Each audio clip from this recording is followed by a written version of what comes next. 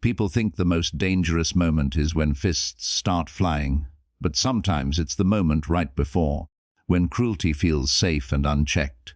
And that's where this story begins, so if you believe bullies should always be exposed, like this video and subscribe to the channel right now, because what you're about to hear proves that arrogance can collapse in seconds.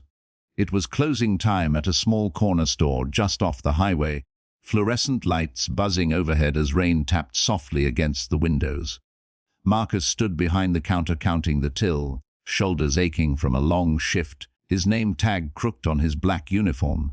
He was used to tired nights and rude customers, but tonight felt heavier, like the air itself was waiting. Outside, a battered sedan screeched to a stop, doors slamming as four young men spilled out laughing, loud and careless. They swaggered in just before the "closed" sign flipped, tracking mud across the floor and pretending not to see Marcus's polite nod. At first it was small things. Snickers when he asked if they needed help, exaggerated sighs when he reminded them the store was closing. Then the words started to sting. "Hurry it up," one said, leaning over the counter. "You people always slow." Marcus froze for a heartbeat, then kept counting, jaw tight, eyes down. He'd learned that reacting could make things worse. The others circled like sharks, bumping shelves, knocking over a display, daring him to say something.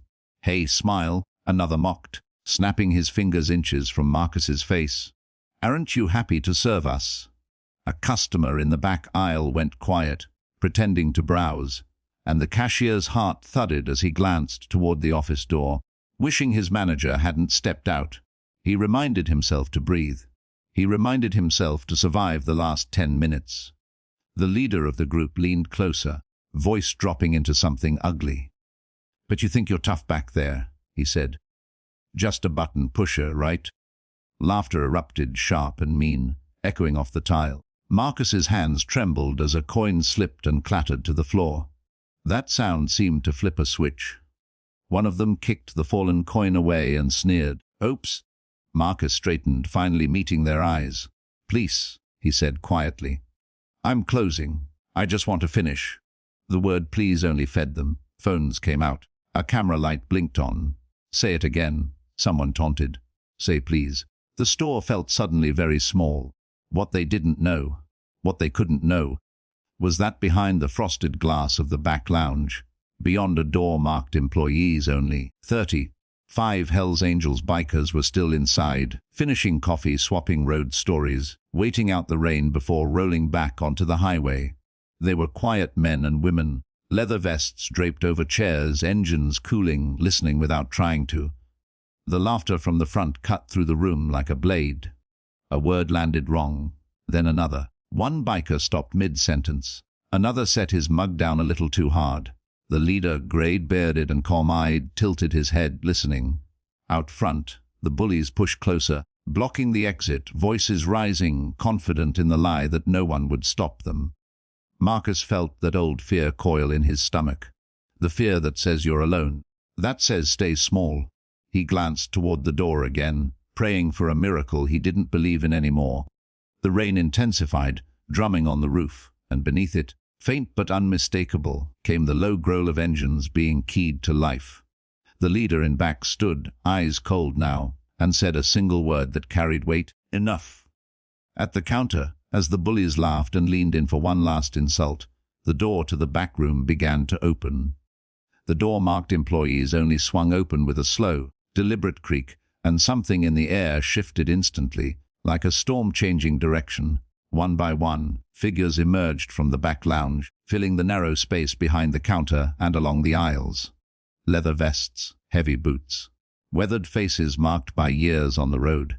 The laughter from the bullies died mid-breath. 5 Hells Angels bikers stepped into view, not rushing, not shouting, just standing there with a quiet authority that made the fluorescent lights feel suddenly too bright. The leader moved first, tall and broad, his grey beard damp from the rain, eyes locked on the scene in front of him. He didn't look angry in the way people expect anger to look. He looked controlled, calculated, dangerous in his calm. "Store's closing," he said evenly. "You boys having a problem with our cashier?" The bullies froze, phones slipped down, Smirks vanished. One of them laughed nervously, trying to recover. "Nah man, we were just joking," he said, waving a hand like it could erase everything. The leader took one step closer, boots thudding against the tile. "Funny," he replied. "Didn't sound like a joke." Another biker moved to the door, casually blocking the exit. Two more leaned against the counter, close enough for the bullies to smell leather and oil. Marcus stood there stunned, his heart pounding so hard he thought everyone could hear it. No one had ever come back for him like this. One of the bullies swallowed hard, eyes darting around the store, suddenly realizing how small and trapped they were. "We didn't mean anything by it," he muttered. A biker with a scarred cheek leaned forward slightly. "You meant to humiliate him?" he said quietly. "You meant to feel big." Silence fell heavy. Rain hammered the windows. The leader turned his attention to Marcus for the first time. "You all right?" he asked. Marcus nodded, though his hands were still shaking. "Yes, sir," he said. The leader's jaw tightened at the word sir. "Good," he replied. Then he looked back at the bullies. "Here's how this is going to go," he said calmly. "You're going to apologize. Properly. Then you're going to leave. And you're going to remember this moment every time you think about opening your mouth like that again." One of the bullies scoffed weakly. "You can't tell us what to." He didn't finish the sentence. The leader didn't move closer. He didn't raise his voice.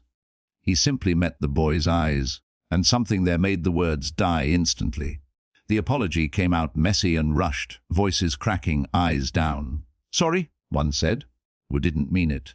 Marcus listened, disbelief washing over him. It didn't erase what had happened, but it mattered. It mattered that someone had drawn a line. The bikers stepped back just enough to open a path to the door. The one blocking the exit moved aside slowly. "Go," the leader said. The bullies didn't argue. They rushed out into the rain, slipping on the wet pavement as they scrambled to their car, engines revving too loud as they peeled away into the night. Inside, the store felt different, safer, warmer. Marcus let out a breath he felt like he'd been holding his whole life. The leader turned to him again. "No one gets to treat you like that," he said simply. Marcus nodded, tears burning his eyes. Around them, the bikers relaxed, some clapping him on the shoulder, others offering quiet smiles. For the first time that night, Marcus believed something he'd almost forgotten, that dignity doesn't come from a job title or a uniform, but from people willing to stand up when it matters. The rain outside softened into a steady whisper as the last taillights of the bullies disappeared down the highway, but inside the store, the moment lingered like an aftershock. Marcus leaned back against the counter, legs weak, palms pressed flat against the cool surface, as if grounding himself in reality. One of the bikers slid a chair toward him without a word. "Sit," he said gently. Marcus did, finally allowing the tremor in his hands to show. The leader nodded to another biker, who flipped the sign on the door from closed to temporarily closed and locked it. "You shouldn't have to deal with that alone," the leader said, his voice low but firm. He gestured to a woman biker who stepped forward, her eyes kind, her posture protective. "You want some water?" she asked. Marcus nodded again, overwhelmed by the simple care. As he drank, the adrenaline ebbed, replaced by a deep, aching exhaustion. The leader asked him to tell what happened, not like an interrogation, but like someone who needed to hear the truth to set things right. Marcus spoke slowly at first, then steadier, describing the comments, the phones, the way fear had tightened his chest. Heads around the room nodded, jaws clenched. "Happens too often," someone muttered. The leader's eyes hardened, not at Marcus, but at the idea of it. "We've all seen it," he said. "Silence helps bullies." Not today. Sirens wailed faintly in the distance, then grew closer. Someone had called it in, maybe a passerby, maybe the quiet customer who'd slipped out earlier. The bikers didn't flinch. When the police arrived, they found a calm store, a shaken cashier, and 35 witnesses who told the same story without embellishment. Body cams caught the details, security footage filled in the rest. Marcus watched as an officer took notes, listening carefully, validating every word. He felt something shift inside him again, a small but powerful click, like a lock turning. He wasn't exaggerating, he wasn't weak, he was heard. After the statements, the officers thanked everyone and left, rain reflecting their lights like broken stars on the pavement. The leader turned to Marcus once more. "You did good," he said. "You kept your cool. That takes strength." Marcus swallowed. "I didn't feel strong," he admitted. The leader smiled faintly. "That's how you know it's real." The bikers lingered as Marcus finished closing duties, helping tidy the knocked-over display, joking softly, making the store feel human again. Before they left, the leader pressed a small card into Marcus's hand. No phone number, just a simple emblem and a message on the back. "You're not alone." Engines rumbled back to life outside, a comforting chorus this time. As they rolled out into the night, Marcus stood by the window, watching until the last headlight vanished. He locked up, stepped into the rain, and breathed. The night no longer felt like a threat. It felt like a beginning. Morning didn't arrive with fireworks or dramatic music. It came quietly, almost respectfully, as if the world itself understood that something important had shifted the night before. Marcus woke before his alarm, staring at the ceiling of his small apartment, listening to the distant hum of traffic. For years, mornings had felt heavy, like another round in a fight he never chose. Today was different. The fear was still there, yes, but it no longer sat on his chest. Instead, there was a steady warmth, a sense that he had survived something meant to break him and had come out standing. He made coffee slowly, hands steady, replaying the moment the back door opened. The moment the laughter stopped. For the first time in a long while, he didn't ask himself what he should have done differently. He knew he'd done enough. When he arrived at work later that day, the store looked the same, but it didn't feel the same. The fluorescent lights didn't buzz quite as loudly. The aisles didn't feel as narrow. His manager was waiting, her expression serious but kind. She didn't waste time with corporate language. She apologized. Not the shallow kind, but the real kind, the kind that acknowledges harm.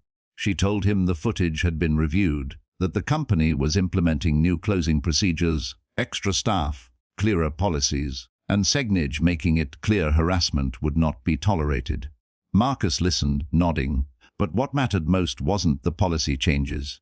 It was the fact that someone in power finally said, "What happened to you was wrong."